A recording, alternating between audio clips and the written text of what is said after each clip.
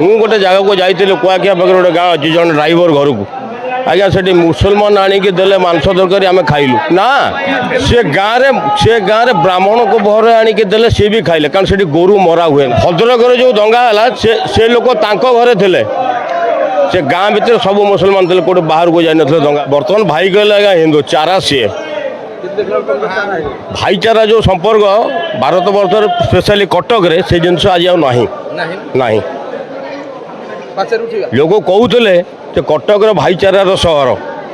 ଓ 1000 ବର୍ଷ ସହରରେ ଆଜି ପର୍ଯ୍ୟନ୍ତ ଦିନେ ଏ ଦଙ୍ଗା ଏମିତିଆ ହେଇନଥିଲା ଆଉ ବର୍ତ୍ତମାନ ସେ ଦଶହରାରେ ଏଇ ଜିନିଷ କଲେ ମେଢ଼ରେ ବସାଣରେ ଯଦି କାଳୀ ପୂଜା ଆଉ ବାଲିଯାତ୍ରାରେ ୟାର ପ୍ରଭାବ ପଡ଼େ ତାହେଲେ କ'ଣ ହେବ ଆପଣ ଗଭର୍ଣ୍ଣମେଣ୍ଟ ସମ୍ଭାଳି ପାରିବ ତ ମୋହନ ବାବୁ ସରକାର ମୁଁ ପର୍ଟିକୁଲାର ପଠେଇଲେ ପୋଲିସ ମାନେ ଯେ ବାରମ୍ବାର ଯୋଉଠି ବିଦ୍ୟାଧରପୁର ଯେତେବେଳେ ବିଦ୍ୟାଧରପୁର ରାଲି ବାହାରିଲା ସେମାନେ ଜାଣିପାରିଲେନି ଦରଗା ବଜାରରେ ଯାଇପାରିଲେ ତାହେଲେ ଆଙ୍କର ଇଣ୍ଟେଲିଜେନ୍ସ କ'ଣ କାମ କରୁছে ସେ ଜାଣିଥିବେ ଯଦି ଗଲେ ଯଦି ଆକ୍ସନ ନେବାର ଠିକ୍ ଭାବରେ ନିଅ ଛାଡ଼ି ଦିଅ ଦୋଷୀକୁ ଉପଯୁକ୍ତ ଦଣ୍ଡ ଦିଆଯାଉ ତାହେଲେ ଲୋକ ଶାନ୍ତ ରହିବେ ହିନ୍ଦୁମାନେ ସହନଶୀଳ ଭାଇ ଶାନ୍ତ ଲୋକ ସେମାନେ ଏତେ ଶୀଘ୍ର ପ୍ରତିକ୍ରିୟା ପ୍ରକାଶ କରନ୍ତି ନାହିଁ ହଁ ଅଛି ନା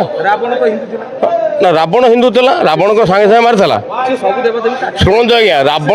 ଶୁଣନ୍ତୁ ରାବଣ କାଖରେ ଦେବାଦେବୀ ଜାକିଥିଲା ରାବଣ ଜାଣିଥିଲା ନଷ୍ଟ ବ୍ରାହ୍ମଣ ମୁଁ ଏହା କଲେ ହିଁ ମୋର ଏହା ହେବ ସେ ମୁକ୍ତି ହେବା ପାଇଁ ସେ ତାକୁ ହରଣ କରିଥିଲା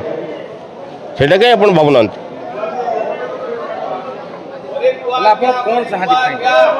ମୁଁ ଫାଇନାଲ ଏହା ଚାହେଁ ଯେ ଦୋଷୀକୁ ଉପଯୁକ୍ତ ଦଣ୍ଡ ଦିଆଯାଉ ଆଉ ଏ ଜିନିଷ ଜାଗାରେ ନ ହଉ ଆଉ ୟାର କୌଣସି ପ୍ରଭାବ କାଳୀ ପୂଜା କି ହଁ ଆଜ୍ଞା ୟୁପିରେ ଯାହା ହେଉଛି ଜିହାଦୀ ମାନସିକତାର ପ୍ରଭାବ ଯାହା ଆଇ ଲଭ୍ ମହମ୍ମଦ କହିଲେ ଇଏ ଆଇ ଲଭ୍ ମାନେ ମହାଦେବ କହିଲେ ତେଣୁ ଏଇଟା ଚାଲୁଛି ସବୁ ଯେ ମୁସଲମାନ ସେଇଆ ତା ନୁହେଁ ସବୁ ମୁସଲିମ ସେଇଆ ନୁହନ୍ତି ମୁଁ ଗୋଟେ ଜାଗାକୁ ଯାଇଥିଲି କୁଆଖିଆ ପାଖରେ ଗୋଟେ ଗାଁ ଅଛି ଜଣେ ଡ୍ରାଇଭର ଘରକୁ ଆଜ୍ଞା ସେଠି ମୁସଲମାନ ଆଣିକି ଦେଲେ ମାଂସ ତରକାରୀ ଆମେ ଖାଇଲୁ ତାଙ୍କ ନା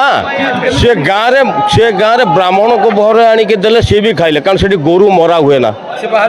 ଯେତେବେଳେ ଭଦ୍ରକରେ ଶୁଣନ୍ତୁ ଆଜ୍ଞା ଭଦ୍ରକରେ ଯେଉଁ ଦଙ୍ଗା ହେଲା ସେ ଲୋକ ତାଙ୍କ ଘରେ ଥିଲେ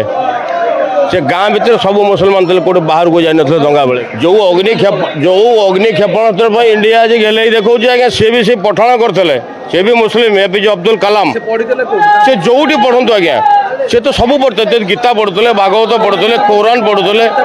ସବୁ ପଢ଼ୁଥିଲେ ଏମାନେ ପଢ଼ିବା କଥା ମୁଁ ବା କହିଲି ଆଜ୍ଞା 100କୁ 100 ମୁସଲିମ ସେଇଆ ନୁହନ୍ତି ସେ କଥା ମୁଁ କହିପାରିନି 10 ଜଣଙ୍କ ପାଇଁ 5 ଜଣ ଜଣେ ବି ହେଇପାରେ କାହା ପାଇଁ ବି ଆଜ୍ଞା ଏ ଜିନିଷ ହେଉଛି।